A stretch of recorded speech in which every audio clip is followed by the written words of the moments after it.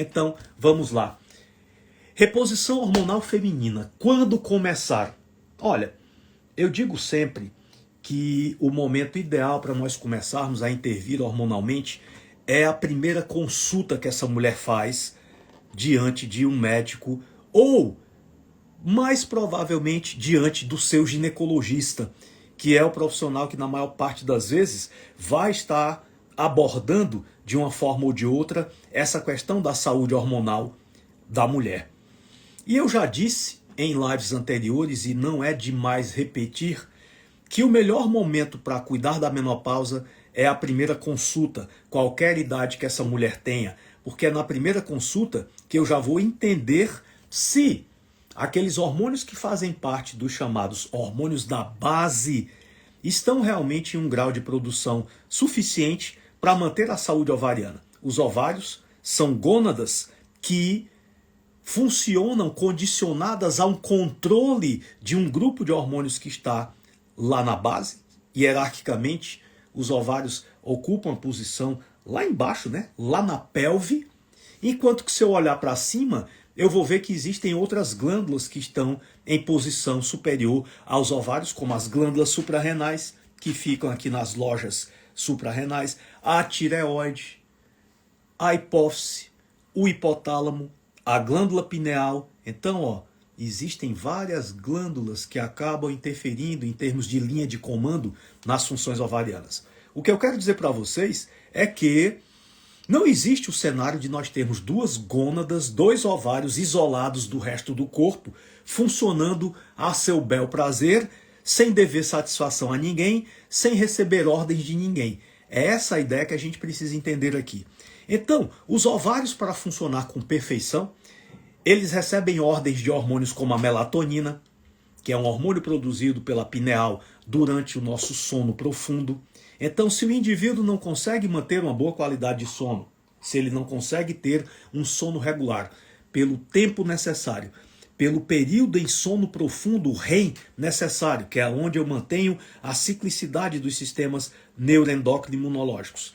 Se eu durmo em um horário errado, acordo em um horário errado, o meu ambiente de dormir não permite uma boa exposição à escuridão. Essa mulher, sem saber e sem que ela tenha sido avisada, ela pode estar deprimindo precocemente a sua capacidade ovariana, porque os ovários dependem da regulação da melatonina para funcionar adequadamente. Outro hormônio que tem um impacto direto nas funções ovarianas é o hormônio D, que muitos conhecem como vitamina D.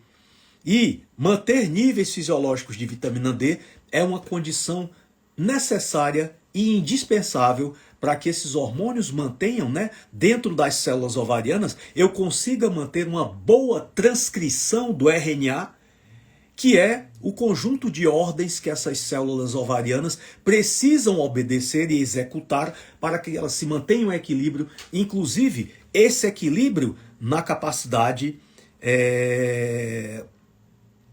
de manter a boa resposta aos centros de controle hipotalâmico hipofisário.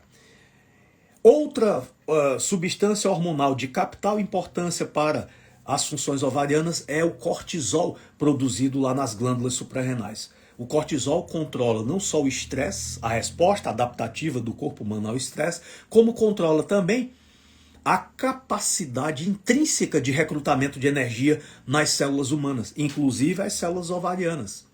Um outro hormônio que tem um papel fundamental nos processos de maturação e ruptura folicular, que vai acabar impactando na produção de progesterona, é o DEA, a dehidroepiandrosterona.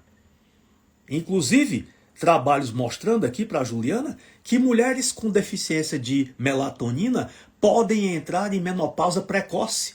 Esses ovários deixarem de funcionar muitos anos antes, desenvolverem problemas de fertilidade, de ovulação, e hoje existe uma quantidade enorme, incontável de mulheres em clínicas de reprodução, procurando gestar através de uma reprodução assistida, sem que tenha sido feito um único e miserável exame hormonal para se saber se a causa básica dessa incapacidade de reprodução não são distúrbios de desequilíbrios hormonais que não foram detectados com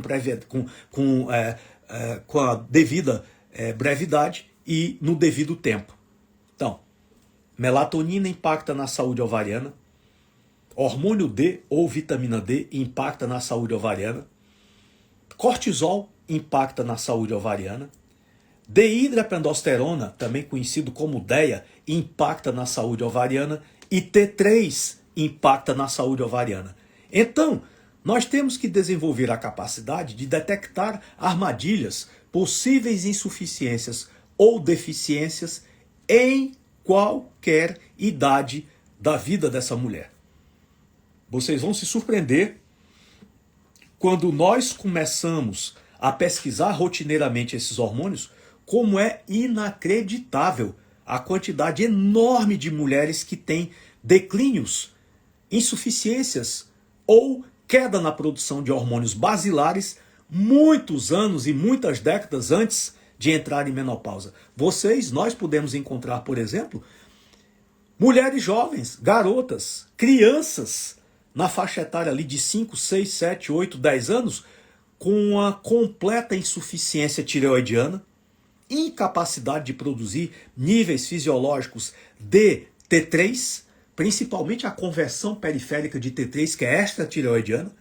É uma conversão que não depende da glândula tireoide, depende de células humanas serem capazes de concentrar um grupo de enzimas chamadas seleniodinases, que são as enzimas que promovem a transformação de uma molécula chamada T4 em um hormônio vital para os nossos processos de produção de energia, fosforilação oxidativa, beta-oxidação, regulação da temperatura corporal, produção de energia nas mitocôndrias, quebra de ATP, que é o hormônio chamado triodotireonina. E os ovários são miseravelmente dependentes de equilíbrio no aporte intra-ovariano de T3. E se essas pessoas, muito tempo antes até de começar a menstruar, já carregam distúrbios na produção desses hormônios, essas pessoas já vão começar a sua vida reprodutiva de uma maneira errada, de uma maneira antifisiológica, de uma maneira potencialmente problemática. São mulheres ou que começam a menstruar cedo demais, ou que começam a menstruar muito mais tarde do que o previsto, já começam as primeiras menstruações de maneira irregular, com cólicas, com cefaleia, com dores, com mudanças no comportamento, irritabilidade, sangramentos anormais. É uma verdadeira miríade de problemas que pode acontecer já no início da vida menstrual dessas mulheres. E agravando a tudo isso aí, é muito importante que nós estejamos atentos ao grupo de mulheres que são usuárias de anticoncepcionais, que não é pequeno, infelizmente. Banalizou-se o uso desse método contraceptivo, alegando-se que é um método eficaz, nenhuma dúvida. Total concordância que os contraceptivos cumprem um papel muito importante de controle da vida reprodutiva dessas mulheres. A capacidade que essas mulheres têm de programar as suas gestações e definir quando, quantos ou se filhos irão querer ter. O problema é que não é usualmente discutido o preço altíssimo que essas mulheres pagam por começarem a usar contraceptivos hormonais cada vez mais cedo, né? E aí fazer uma ressalva: anticoncepcional hormonal oral não são hormônios, eles são chamados de hormônios anticoncepcionais de uma maneira equivocada, de uma maneira distorcida, porque na verdade não são hormônios, são remédios, são moléculas sintéticas com ações similares a hormônios, mas que por não conseguirem replicar com a mesma exatidão as ações no corpo de uma mulher de um hormônio, começa a provocar efeitos colaterais importantes, cumulativos. E uma coisa que nós não podemos perder de vista é que essas mulheres começam a usar anticoncepcionais cada vez mais cedo, permanecendo um tempo de vida cada vez maior. Elas estão, em muitos casos, adiando a idade da primeira gestação para um ponto indefinido das suas vidas. Eu, particularmente, escuto mulheres falando que não sabem nem se vão querer ter filhos, imagina quando. E enquanto isso, ó, o corpo delas está exposto diariamente a um comprimidinho pequenininho que parece inofensivo, mas que pode trazer efeitos catastróficos para o organismo dessa mulher. É importante que ela tenha consciência de que os anticoncepcionais produzem um estado químico de menopausa nos ovários dessas mulheres. Esses ovários ficam praticamente em um estado de congelação química, trazendo para essas mulheres um perfil muito parecido com as mulheres que estão em menopausa, e isso não pode fugir da discussão. Essas mulheres podem comprometer a sua população folicular, algumas vezes de modo irreversível, e quando vão querer ter filhos lá na frente, aos 40 anos, acabam tendo uma baixa reserva folicular. Não se discute que essa baixa reserva pode ter nos anticoncepcionais que congelaram esses ovários durante anos a fio, um fator importantíssimo etiológico. Não se discute a importância do tempo e do tipo de remédios que são combinados nesses anticoncepcionais, e não se discute os seus severos efeitos colaterais, que são todos varridos para debaixo do tapete, banalizando uma condição que deveria ser prévia à prescrição. Olha, você vai usar anticoncepcionais, ok, é sua decisão, mas na condição de seu médico, eu preciso lhe dizer que uma mulher que usa essas substâncias pode estar correndo riscos de desenvolver esse problema, aquele outro.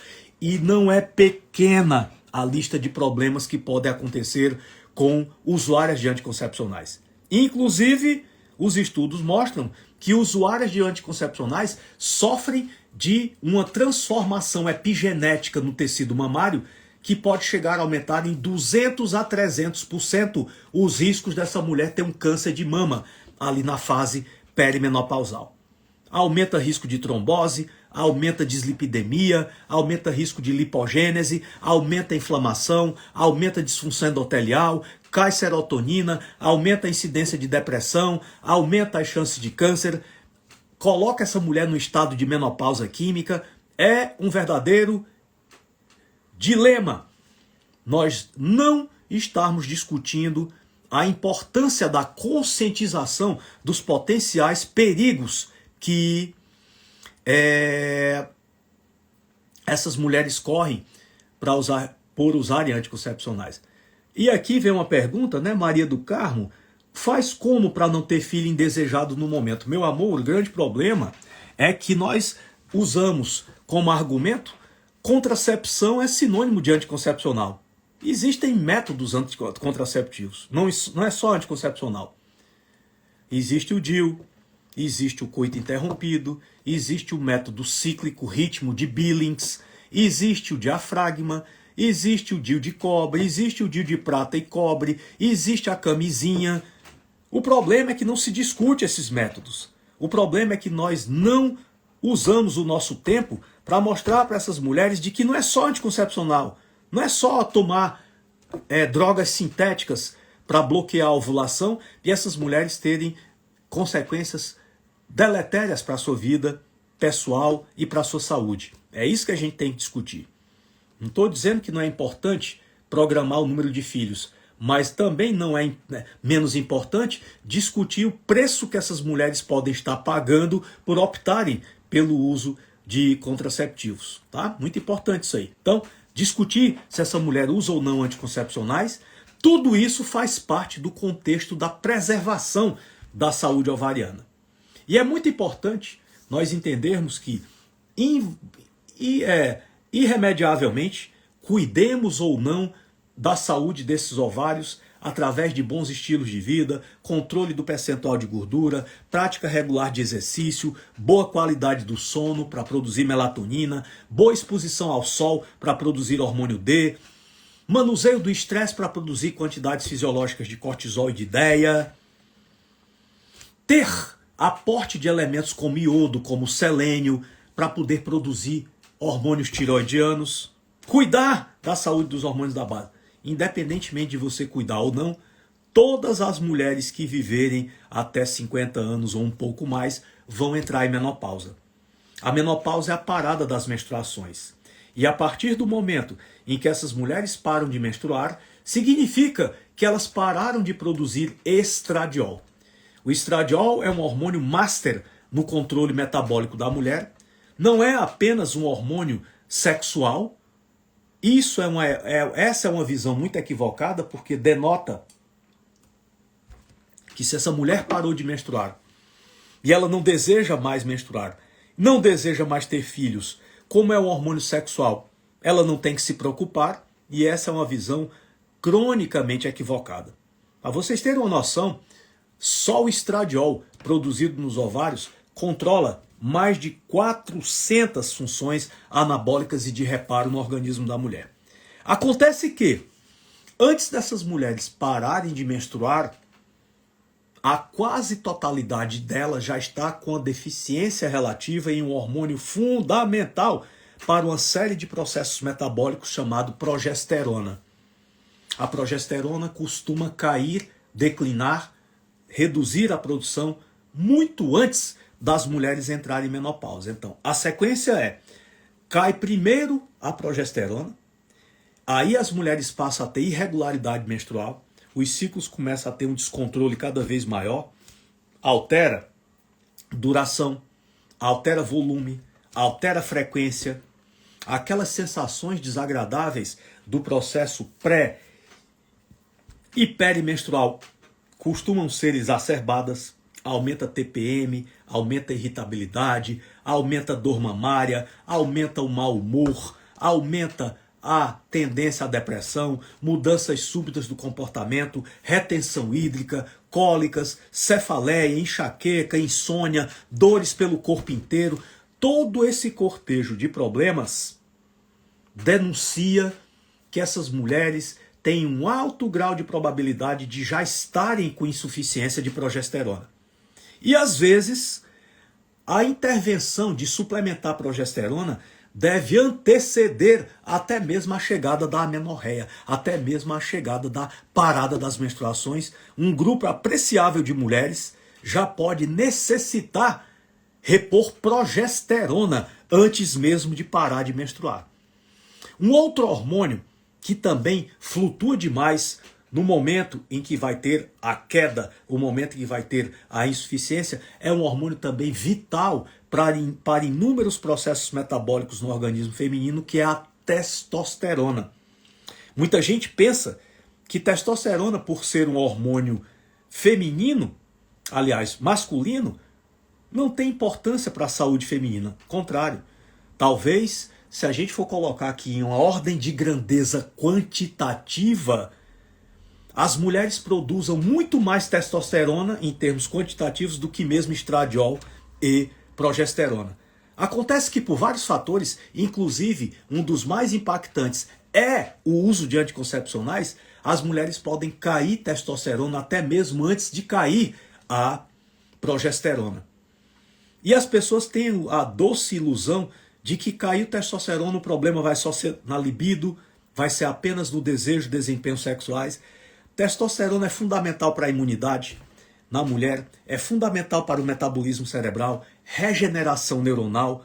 Testosterona é um hormônio anti-inflamatório, é um hormônio que tem um papel vital nos sistemas de transporte ativo de oxigênio, tem um papel vital na resposta ao exercício físico, tem um papel importantíssimo na síntese da proteína muscular, a síntese de miosina. Testosterona é um hormônio vital para a mulher que pratica regularmente a atividade física. E esse hormônio pode cair muito tempo antes da mulher parar de menstruar, até antes da progesterona cair, que é quando as mulheres passam a ter essa irregularidade menstrual, e pode também cair só depois que essa mulher entra em amenorreia menopausal.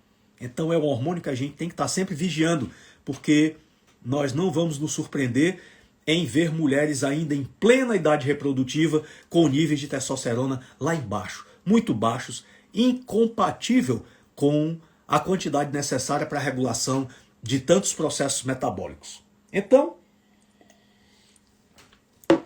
é por esse grupo de razões que não existe o momento exato de assim, olha, quando começar é na hora tal. Não. Os livros clássicos de ginecologia endócrina, né, principalmente um dos mais importantes livros na área, que é o Tratado de Ginecologia Endócrina do professor Leon Speroff, ele diz lá no capítulo que menopausa é a ausência de menstruações por um período de 12 meses consecutivos em mulheres na idade reprodutiva, nessa faixa etária após 40, 50 anos. Ora, essa visão, muito embora ela esteja dentro da configuração da definição clássica de menopausa, ela é uma visão muito estática. Ela é uma visão muito passiva, porque dá a entender que eu preciso aguardar que essas mulheres passem um ano inteiro sem menstruar, ali por volta dos 50 anos, para só aí começar a intervir. Negativo. Essa visão não é a visão correta do processo. O declínio hormonal feminino é um processo extremamente dinâmico e, como eu já disse, essas mulheres podem entrar em declínio hormonal muito mais cedo, muito tempo antes, muitas décadas antes de entrarem em amenorreia por volta dos 50 anos. E ficar esperando a ausência de menstruações por um ano seguido para só aí intervir hormonalmente é um dos principais equívocos que nós vamos cometer. Não dá para ficar esperando um ano de amenorreia em mulheres por volta dos 50 anos, principalmente com aquela cultura também equivocada de que quando a mulher entra em menopausa, ela vai passar por um processo normal, que não tem nada o que fazer. Essa visão é uma visão completamente equivocada, né? São equívocos que são cometidos a cada dia e acabam atrasando o momento oportuno de nós começarmos a regular esses níveis hormonais para que essas mulheres passem por esse processo, mantendo a sua qualidade de vida e mantendo a sua saúde intactas e íntegras. Então, equívocos que se comete na condução das questões da reposição hormonal feminina. Tratar só quando essas mulheres estão há um ano de amenorreia. Grave equívoco. Não se pode admitir de forma alguma. Eu já disse, estou repetindo aqui, que o momento ideal para se começar a cuidar da saúde ovariana, hormonal, é na primeira consulta, qualquer que seja a idade dessa mulher, desde a infância até a idade madura. Lembrando que quanto mais tempo eu perco, quanto mais tarde eu vou começar a avaliar esses níveis hormonais, menores são as chances de manter esse equilíbrio, menores são as chances de praticar medicina preventiva. Então esse é o primeiro equívoco. Achar que só vai precisar quando entra em menopausa, depois de um ano de menopausa. E principalmente com aquela cultura de que a mulher, quando entra em menopausa, tem que ter fogachos, tem que ter ondas de calor. Gravemente equivocado, e muitas mulheres que entram nesse processo não vão sentir fogachos e nem ondas de calor. Não se deixem enganar por essa perigosa armadilha. Outro equívoco comum na abordagem da reposição hormonal feminina: o laboratório não mostra os declínios hormonais, mas a mulher mostra sintomas e sinais que são característicos dos declínios hormonais. Então, nós, por força de um hábito adquirido com o advento do excesso de exames, passamos a confiar demais no laboratório e passamos a menosprezar a clínica, a conversa, a avaliação, o exame físico, colher dados, juntar informações, tomar decisões, valorizar aquela pessoa que está na nossa frente e que está sofrendo. A clínica tem sido subjugada, tem sido menosprezada e nós estamos dando atenção excessiva aos exames de laboratório. E onde que estão os enganos mais frequentes nos exames de laboratório? Ora, eu posso dosar um hormônio na urina, eu posso dosar um hormônio na saliva, eu posso dosar um hormônio na corrente sanguínea. Mas em nenhum desses meios eu estarei tendo o espelho real do que está acontecendo. Por quê?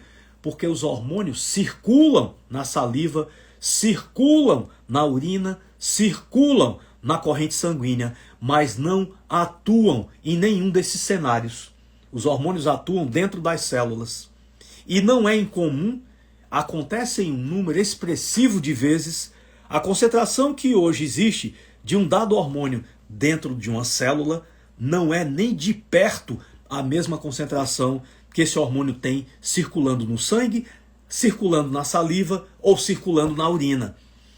E nós, se não levarmos isso em consideração, vamos acabar optando pela escolha mais inadequada, que é ficar olhando de maneira estática para o número do laboratório que está me dando uma concentração no sangue, esquecendo que essa concentração pode ser diferente da célula. E quem é que diz que a concentração de um hormônio dentro de uma célula está inadequada? Sinais e sintomas. Existe uma coisa chamada voz interior. Essa voz interior vai se comunicar com você, vai dizer claramente: algo está errado. Você não é mais a mesma. Você está mudando para pior. E todas as vezes em que o ser humano tiver essa percepção de que algo na sua vida está mudando para pior, a primeira coisa que tem que ser investigada é como é que estão os seus níveis hormonais. Primeira, não tem a segunda. Ok? Então, lembrem sempre dessa lição de base aqui. Se eu tiver que escolher entre o exame de laboratório, um número frio, estanque, numa folha de papel, e essa pessoa que está ali na frente, reportando os seus problemas, de uma maneira clara, de uma maneira cristalina, e eu não ter a capacidade de identificar e concluir que aquele cortejo de sinais, de sintomas e de problemas é uma situação originada de uma baixa concentração intracelular de hormônios, a gente tem que parar de fazer medicina. Não dá para ser tratador de exames de laboratório. É preciso, sim, recorrer aos exames, mas sempre com um olhar zeloso de que os exames jamais vão poder ocupar um lugar hierárquico superior à clínica. A clínica é soberana. E se eu tiver que tomar alguma decisão, quando existem discrepâncias, quando existem ambivalências, quando os exames apontam para um lado, a clínica aponta para o outro, o bom senso manda optar pela clínica. As suas chances de acertar são maiores. Quando eu tenho uma pessoa sofrendo na minha frente e do outro lado os exames apontando que está tudo normal, entre eu concluir que essa pessoa que está na minha frente está errada, ou o exame está errado, porque ele não está conseguindo demonstrar no sangue que a concentração de hormônio na célula está baixa e no sangue está normal, a gente tem que parar de fazer medicina. Ou então praticar medicina com uma quantidade de tempo dedicado a estudos muito menor. Porque, convenhamos, se eu não levo em conta a clínica, se o que essas pessoas me dizem não me afeta, não afeta as minhas decisões, eu não compro o sofrimento daquela pessoa e tento ajudá-la, e fico esperando que um dado número no laboratório seja atingido, há de convir que eu não preciso passar a minha vida inteira estudando. Quando eu concluir o ensino fundamental, que é aprender grandezas aritméticas, o número tal é maior, igual ou menor do que o outro número, eu posso botar um jaleco e praticar medicina. Sua tireoide só vai ter atenção quando o TSH passar de 4,5. A pessoa está na minha frente aqui caindo aos pedaços com TSH de 1,8. Eu não posso jamais subjugar essa pessoa que sofre e privilegiar um número completamente desconexo de 1,8 que não está traduzindo a realidade clínica dessa pessoa. Ou seja, exames de laboratório têm falhas, principalmente no que concerne a dosagens hormonais, e quando existe discrepância entre o que o número está dizendo e o que a clínica está dizendo, é muito mais provável você acertar quando você se basear na clínica para tomar suas decisões, inclusive em relação a intervenções hormonais. Esse é um outro equívoco. Outro equívoco, eu não sei diferenciar se esse hormônio que está sendo usado ou que vai ser usado nessa reposição é um hormônio sintético ou é um hormônio bioidêntico. E isso é fundamental, pessoas. Os hormônios são moléculas reguladoras do metabolismo. Elas são moléculas reguladoras da comunicação, do restauro, do reparo, do equilíbrio homeostático, do equilíbrio metabólico, do equilíbrio do meio interno, do equilíbrio fisiológico. E uma pessoa não pode esperar viver em equilíbrio se os seus hormônios estão em desequilíbrio, porque os hormônios controlam o equilíbrio. E se os hormônios estão em desequilíbrio, o que eles controlam, que é o equilíbrio, também vai entrar em desequilíbrio. É simples demais entender isso. Tem que ter 2 neurônios na cabeça para entender isso. Precisa nem ter 3 neurônios na cabeça. E obviamente que se eu estou falando em reposição hormonal, reposição é um conceito que pressupõe devolver ao corpo aquilo que foi perdido ou aquilo que está em concentração insuficiente para manter o seu equilíbrio. Vamos aqui a um exemplo. Eu estou com sede. Quando eu estou com sede, o meu hipotálamo está dizendo que eu preciso repor água. Aqui ela, ó, água. Quando eu reponho água, eu estou devolvendo ao corpo o que ele está pedindo. A sede é um sinal de que você está precisando de água. E os sinais e sintomas da menopausa, que são vastos, quilométricos, são sinais que essa pessoa está precisando de hormônios. E só existem 2 formas de manter hormônios circulando dentro do corpo dela. Ou essa pessoa está mantendo a sua própria capacidade natural de produzir seus hormônios, isso é o que nós desejaríamos para todos, ou essa pessoa está repondo hormônios bioidênticos. Porque os hormônios bioidênticos, embora eles sejam produzidos através de um meio laboratorial, é um hormônio produzido pela mão humana através de biotecnologia, a estrutura molecular dele, que é o que interessa, é exatamente igual ao hormônio que ele pretende repor.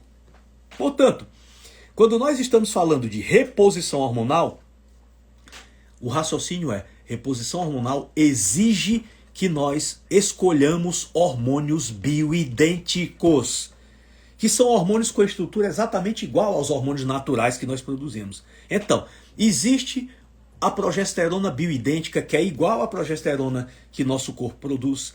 Existe a testosterona bioidêntica, o estradiol bioidêntico, o estriol bioidêntico, e são esses hormônios que nós devemos escolher. Eu sinto muito, apareceu uma pergunta há um momento aqui atrás, por que que alguns setores da medicina tradicional não reconhecem os hormônios bioidênticos? Porque talvez não estejam abrindo o Medline, não estejam abrindo o Google Scholar, não estejam acessando a quantidade imensa de trabalhos que vêm sendo publicadas há mais de 30 anos, ininterruptos, mostrando que os hormônios bioidênticos não só produzem resultados clínicos incomparáveis às moléculas sintéticas farmacológicas, que são equivocadamente chamados de hormônios, como têm eficácia e segurança muito maiores e não estão envolvidos com os riscos e efeitos colaterais dos fármacos sintéticos. Então, Livial não é um hormônio.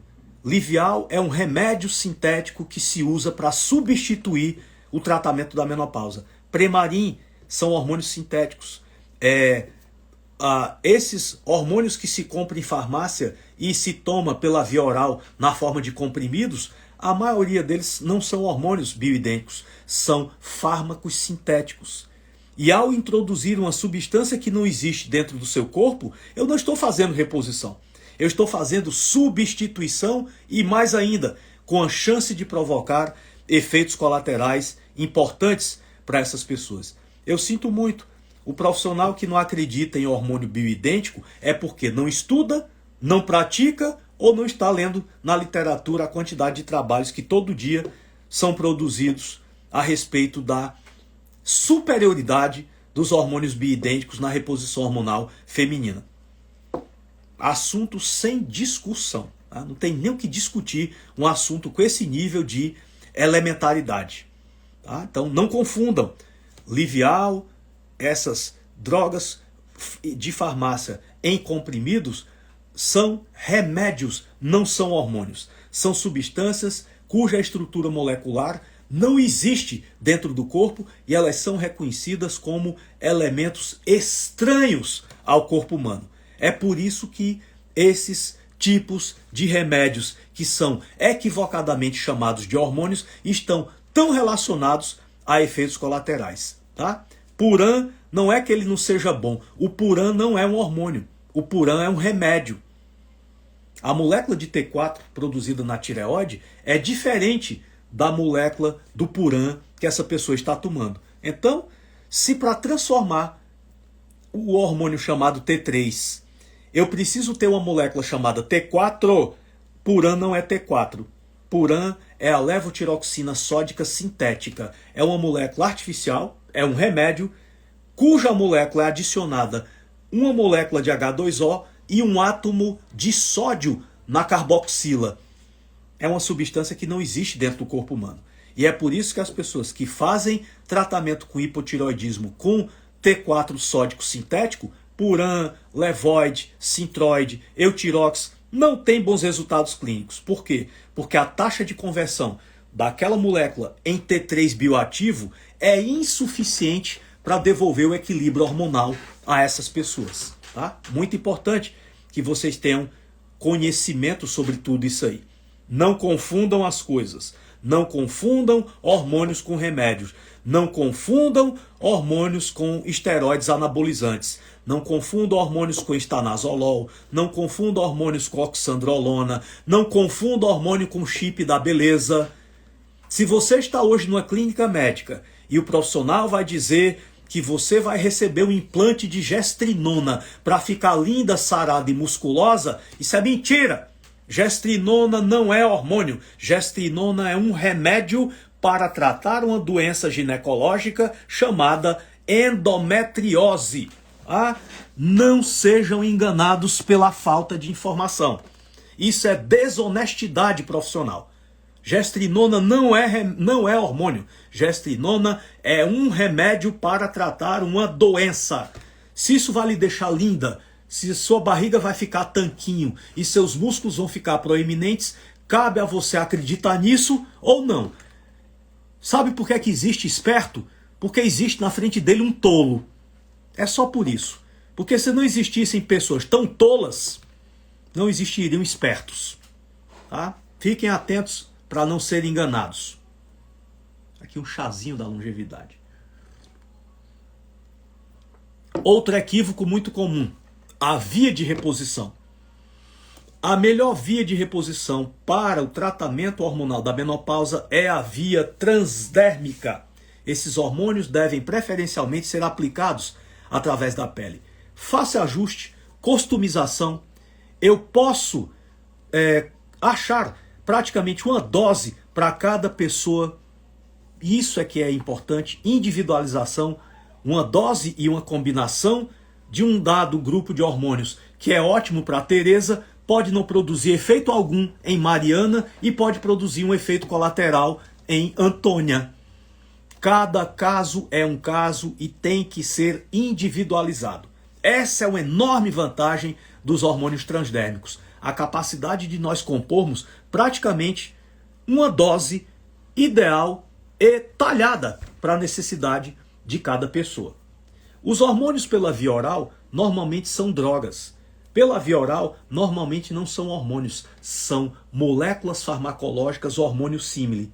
E pela via dos implantes, existem grandes restrições, principalmente por nós não conseguirmos, em grande parte das vezes, adequar as doses relativas de cada um desses hormônios na forma de implantes, e principalmente a incapacidade de nós ajustarmos qualquer efeito colateral ou qualquer efeito imprevisto, ou qualquer sangramento inesperado, ou qualquer evolução que não estava programada. Se essa pessoa colocou o implante, eu não tenho o que fazer.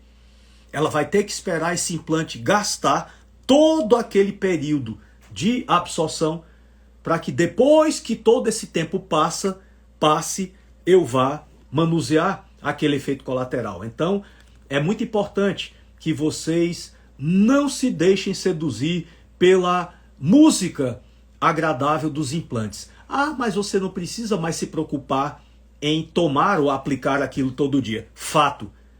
Mas implantes são opções terapêuticas de exceção. Jamais a regra. Jamais aparecer qualquer uma na sua frente e você sair colocando implante em todo mundo. Isso é uma aberração que precisa ser combatida e evitada. Limite de idade é outro tabu. Ah, mas a senhora já passou, como apareceu uma pergunta aqui um pouco acima, eu já tenho 65 anos, querida, você ainda tem 65 anos. Nós precisamos cultivar na cabeça das pessoas a ideia concreta de que existe vida antes da morte. Parece assim que quando você atinge 60 anos a vida acabou. Parece assim que você tem que entrar numa lata de lixo porque você não serve mais para nada.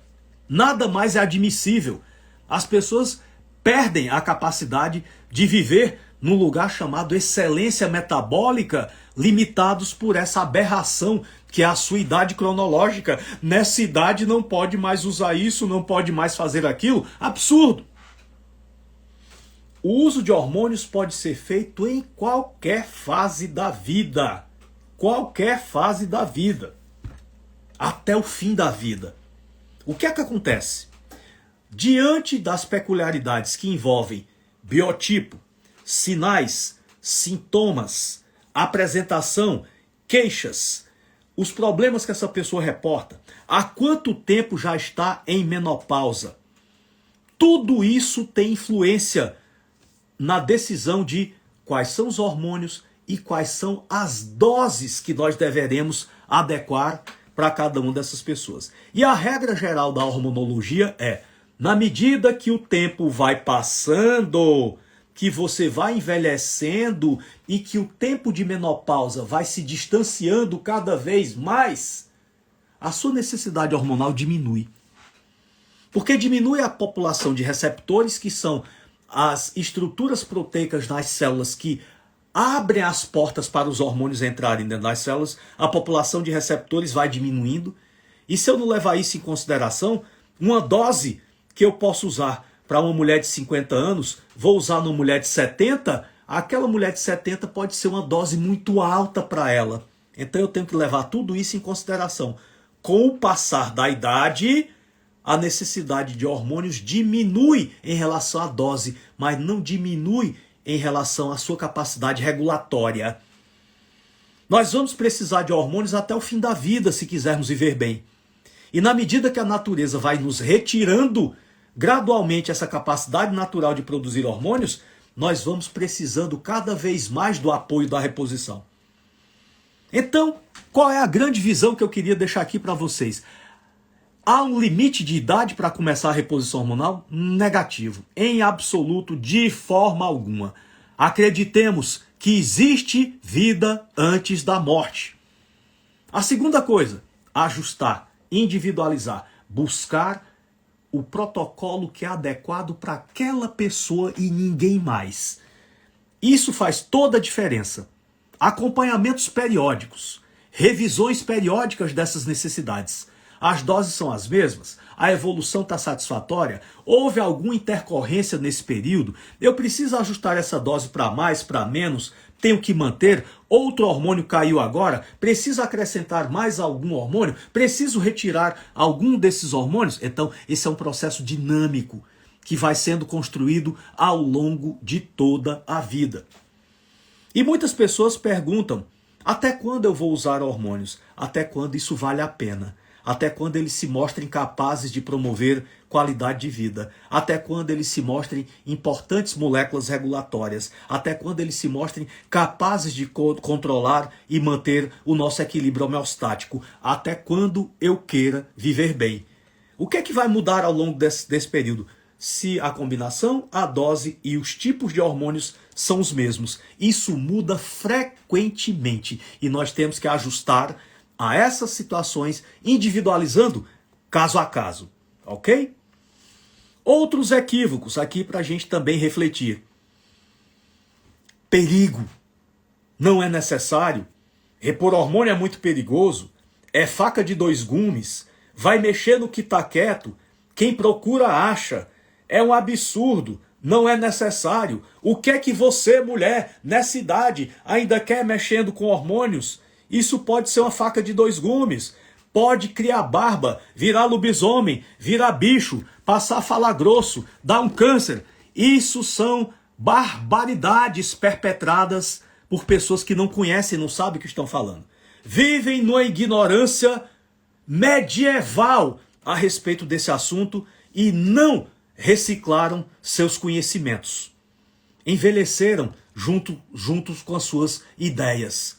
E um indivíduo na profissão médica que não se renova, que não se reinventa, que não vai atrás do novo e não vai atrás de se reciclar todo dia, já morreu e não está sabendo. Até quando existe a necessidade de repor hormônios? Até quando valer a pena viver com qualidade e viver bem. É preciso que nós tornemos essa frase que eu repito incontáveis vezes um mantra. Hormônios trabalham a favor da vida. Hormônios trabalham a favor da vida. E quem tem medo de hormônios tem medo de viver bem. Rendeu-se à mediocridade. Celebrou um pacto de vida com a mediocridade. É isso que nós estamos propagando aqui. A capacidade de nós resgatarmos outra vez a qualidade de vida através do reequilíbrio hormonal. E aí, dentro de todos esses cenários, consciente de tanta desinformação que reina incontrolável sobre esse assunto, juntando quase 4 décadas da minha vida profissional dedicados a esse assunto, 20 anos da minha vida dedicados ao ensino médico, já ter formado no Brasil, através dos nossos cursos em hormônios, mais de 11 mil médicos de 38 especialidades diferentes. Ter uma casuística pessoal de quase 30 mil pacientes. E estar absolutamente convicto de que hormônios trabalham a favor da vida, eu resolvi desenvolver um projeto que visa estender esse conhecimento e essa informação para todo médico de qualquer especialidade. Quebrarmos alguns mitos de que hormônio é um assunto que só o endocrinologista é capaz de deter esse conhecimento. Absolutamente. Não há absolutamente nenhuma certificado de propriedade dos hormônios em nenhuma especialidade médica. Basta que você tenha bom senso, esteja disposto a mergulhar um pouco nos estudos, conhecer esse mundo fascinante da fisiologia, conhecer esse mundo fascinante da hormonologia e com muito carinho, e com muita honestidade, e com o desejo genuíno de ajudar o médico a expandir os seus horizontes profissionais e entender que se é importante tratar doenças, é muito mais importante tratar a saúde. E que possivelmente manter pessoas em equilíbrio hormonal seja uma das mais eficazes ferramentas terapêuticas para tratar a saúde das pessoas.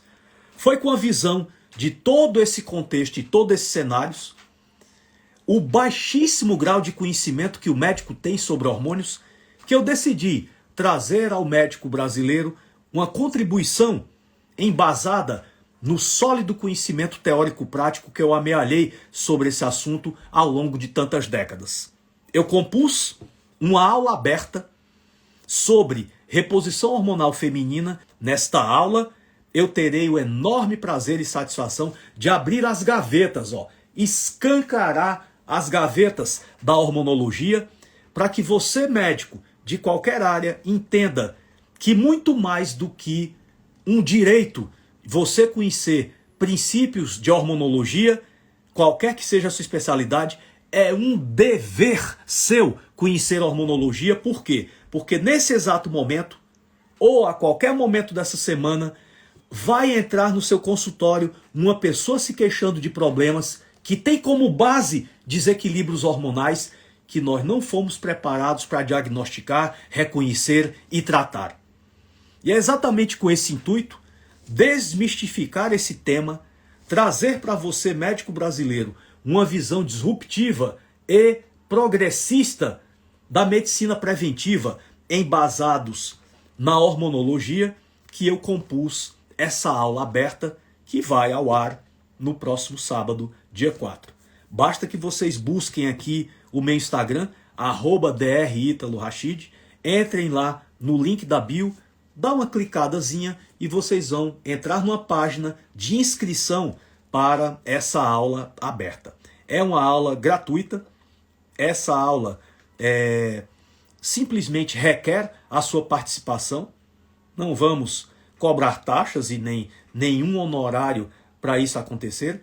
Na vida existem coisas que transcendem os bens materiais e uma delas é a certeza de que eu estou cumprindo com um dever ético e um dever espiritual, iluminar a mente dessas pessoas com conhecimentos que podem expandir e modificar para melhor a nossa prática profissional.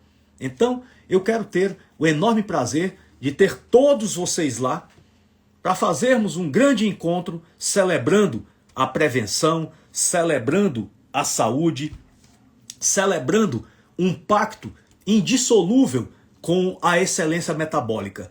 Lembrarmos que a excelência metabólica é um estado ideal de saúde aonde nós todos hoje deveríamos estar vivendo, e esse estado não tem qualquer correlação com seu tempo de fabricação, com a sua idade cronológica, e sim com seu estado de conservação. Lembremos, os hormônios não caem porque nós envelhecemos. Os nossos hormônios não caem porque nós envelhecemos. Nós envelhecemos porque os nossos hormônios caem. E quanto mais baixo é o nível circulante de um hormônio, mais acelerado está o seu catabolismo, mais lento e comprometido está o seu anabolismo, maior está a sua conta devedora metabólica, maior está o tamanho da sua dívida no cheque especial, maiores são as suas chances de desenvolver desequilíbrios que levam a doenças desnecessárias e evitáveis se nós passarmos a assumir um compromisso de manter pessoas vivendo em equilíbrio hormonal. Então, eu quero deixar a todos aqui o meu mais carinhoso abraço, a minha mais profunda gratidão a todos que passaram por aqui, interagiram. Quero deixar aqui o meu carinhoso beijo de reconhecimento e agradecimento e, mais uma vez, o convite. Comunique para os seus amigos, comunique para o seu sócio lá da clínica, comunique para aquele seu colega que você não vê há 5 anos. Vamos fazer uma revolução do conhecimento. 8 horas da manhã, aula aberta, reposição hormonal feminina. Grande beijo nos corações, fiquemos todos com Deus, uma excelente noite. Não vão dormir depois das 23 horas para não produzirem déficit de melatonina. Lembrem daquilo que eu falo, quem dorme depois das 23 horas está se matando. Isso é verdade, eu brinco, mas é uma verdade embutida nisso aí. E até sábado às 8 da manhã, se